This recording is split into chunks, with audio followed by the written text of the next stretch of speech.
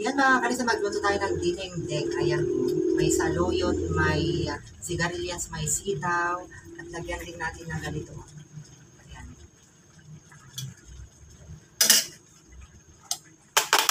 Ito ay sangkap na pang dinengdeng talaga. Ayan dyan. Ilalagay natin na ganyan. Bango. Siyempre, lagay na natin ng magic sarap. Nagbibigay sarap sa anumang lutuin. Ayan. Hindi po ito, sponsor. Ayan. At ilagay na natin yung spinach na halo niya ito. Ito na ilagay na natin mga kalisen. Lagyan natin ng hindi yata cash. Sa bagay, ito,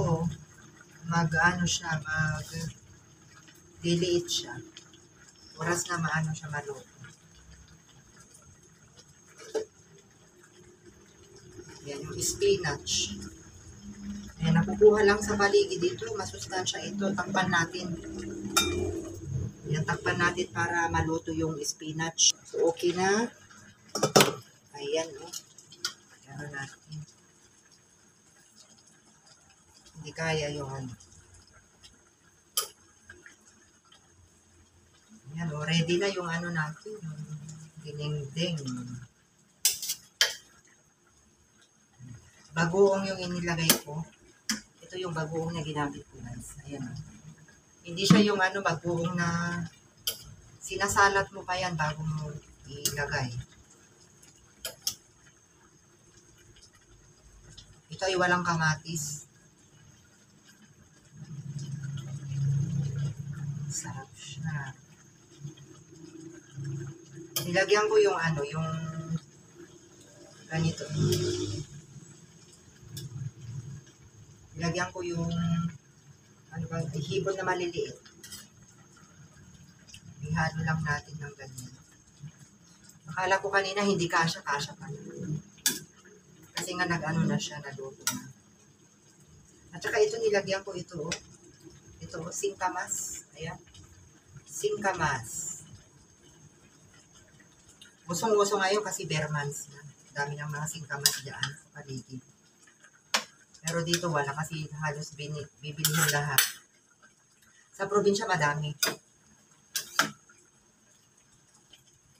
Yan lang sa tabi-tabi, ganyan. Kailangan ihalo natin ng maayos. Para maganda yung kalabasan ng ating dinengdeng. Ayan na mga kalisan, yung ating dinengdeng. Ayan na siya, Ayan na.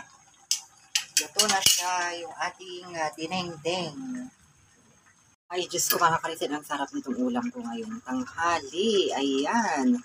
Ayan na po yung ating dinengdeng. Ayan may sigarilyas, may, ano bang tawag to, singkamas, may sitaw, may spinach, ganyan, may saluyot, pinagalo-halo ko na lahat. Ayan, sa isang paglutuan, Diba, ang sarap-sarap yung ating mga gulay-gulay dyan. Ay, naku, mapapadami ka talaga sa kanin ito. Sayang lang yung diet mo pag nagda-diet ka. Pero ako hindi ko na kailangan mag-diet kasi ang payat-payat ko na.